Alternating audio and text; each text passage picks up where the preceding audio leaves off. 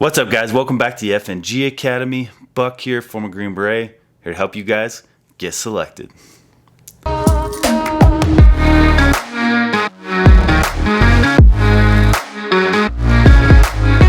guys, in this video we're going to talk about the 18X contract.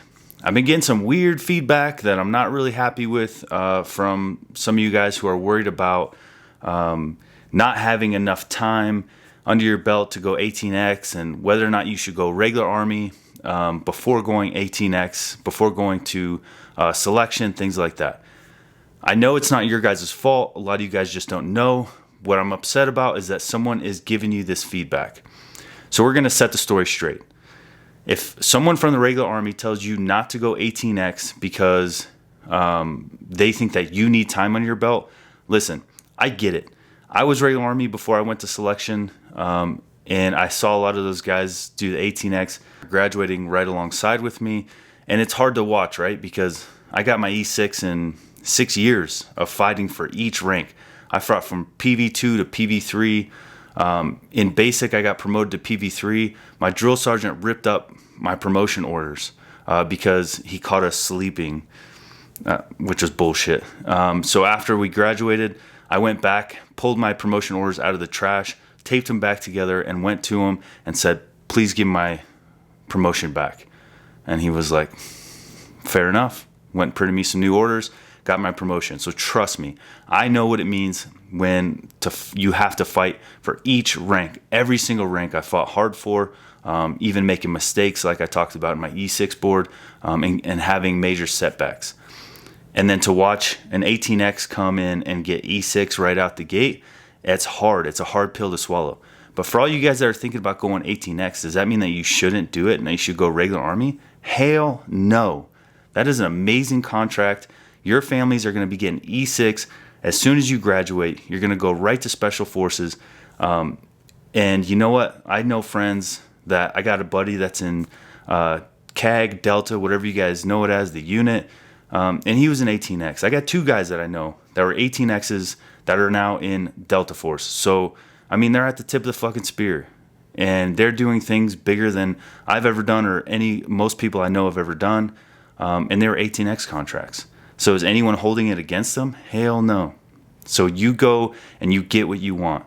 18X guys have a better shot at selection because you're going into what they call SOPSI, which is a preparation course before going to selection. So SOPSI is something where the cadre are help prepping you. They're teaching you how to land nav. They're doing all these things before you even get to selection.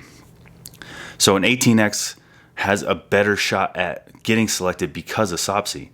Their chances of getting selected were so much higher. I'm pretty sure now regular Army guys have the choice of going to SOPSI as a prep. Don't quote me on that. That was a rumor I heard. But I hope it's true because SOPSI was getting these guys, turning them into studs. They were learning how to land nav. They're learning how to, the area that they're going to have to be operating in. They're learning how to set up their rucks. They're learning how to do all the things they need to do, and they were crushing selection. When I was in selection, I was pulling a lot of information from an 18X candidate because he had all the insights. He knew how to set everything up. He knew all the tricks and the tips because they're studying selection for weeks, if not months. So for all you guys that signed up for 18X and you're worried that you don't have enough time in to get selected, that's false. If Group was worried about that, they wouldn't have an 18X program for you guys to sign up for in the beginning. We need good warriors, and that's what it comes down to, and that's why the 18X program exists. So if someone tells you that you shouldn't go 18X because you don't have enough time in, you need to ignore that shit. They're just, honestly, like I was, a little jealous because you guys are going to be coming out as E6, and that's a big deal. I mean, you're a staff sergeant. You skipped a whole NCO on top of all the other ranks.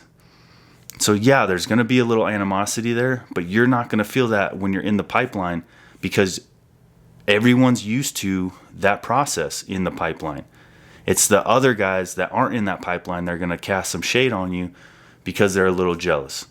Understandably so. I'm not dogging those guys for being that way, but I am here to tell my academy, my FNG Academy, to ignore that shit.